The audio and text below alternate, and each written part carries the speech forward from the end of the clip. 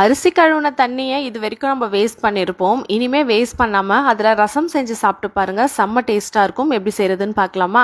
அரிசி கழுவுன 2வது 3வது தண்ணியில் நெல்லிக்காய் சைஸ் அளவுக்கு புளியை ஊற வச்சு கரைச்சிக்கோங்க. மிக்சி ஜாரில் 1 ஸ்பூன் மிளகு, 1 ஸ்பூன் சீரகம், 1 ஸ்பூன் தோரம் பருப்பு, 10 பல் பூண்டு, 3 காஞ்ச மிளகாவை சேர்த்து கொரன்னு அரைச்சிக்கோங்க. அதை அந்த அரிசி கழுவுன தண்ணியில் சேர்த்துக்கோங்க. 3 தக்காளி பழத்தையுமே அரைச்சி அதில் ஊற்றிக்கோங்க.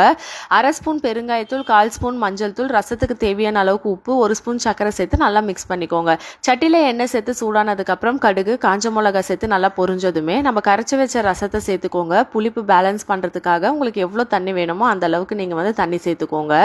இது கூடவே ஒரு கொத்து கருவேப்பிலை, 2 பச்சை மிளகாய் உடச்சி சேர்த்து ரசம் நல்லா பொங்கி நுர கட்டி வந்ததுக்கப்புறம் சுட சுட சோறு கூட சர்வ் பண்ணி பாருங்கள், அட்டகாசமாக இருக்கும். இது வரைக்கும் இந்த ரெசிபியை ட்ரை பண்ணலன்னா மறக்காமல் ட்ரை பண்ணிவிட்டு கமெண்ட் பண்ணுங்கள். நாளைக்கு வேற ஒரு ரெசிபியில் சந்திக்கலாம். தேங்க்யூ.